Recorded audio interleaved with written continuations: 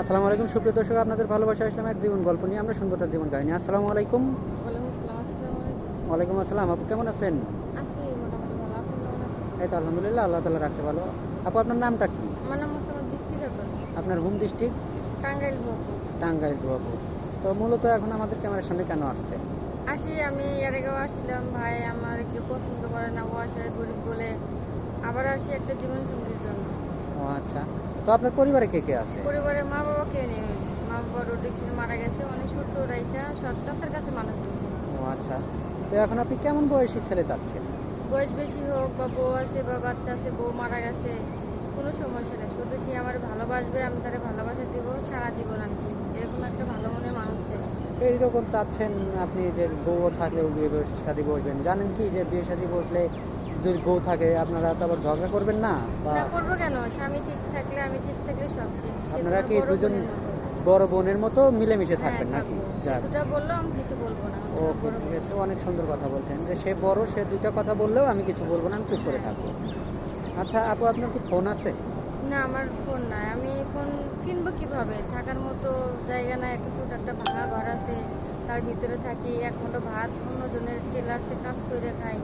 আমার কাছে কোনো ফোন নাই। ও আচ্ছা, তাহলে তো অনেক দুঃখে বা অনেক কষ্টে জীবন যাচ্ছে আপনার। হ্যাঁ।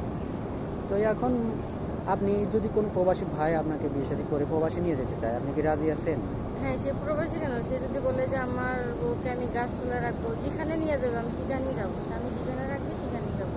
ও আচ্ছা, অনেক সুন্দর কথা বলছেন যে সাপোজ ধরেন অনেক প্রবাসী ভাইয়ের বউ পরকীয়া করে চলে গেছে, বা আপনাকে বিয়ে শাদী করে সে চলে গেল, বা অনলাইনের মাধ্যমে বিয়ে শাদী করলো, আপনি তো আবার পরকীয়া করে অন্য ছেলের সাথে চলে যাবেন না? কেন যাব? তাকে আমি দেখে শুনে বিয়ে শাদী করতেছি, সে আমাকে করতেছে। মরি বাসি তার সাথে। তার ঘরে যাবো লাল শাড়ি পরে, আসবো সাদা শাড়ি পরে বিয়ে ও হবে। আচ্ছা, অনেক সুন্দর কথা বলছেন। তো এখন আপনি যদি তার বাড়িতে রেখে যায়, তার বুড়ো বাবা মা আছে বা একটা সন্তান আছে, বেবি আছে, সেই বেবিটাকে কি আপনি নিজের সন্তানের মতো দেখতে হ্যাঁ পারবেন? অবশ্যই দেখবো। দেখবো না কেন? সে তোমার নিজের ছেলের মতো। ও, কখনো তার সাথে তো আবার খারাপ ব্যবহার না, করবেন না? কখনো খারাপ ব্যবহার করবো না। সত্যি বলছেন তো? হ্যাঁ সত্যি বলছি। কেন খারাপ ব্যবহার করবো?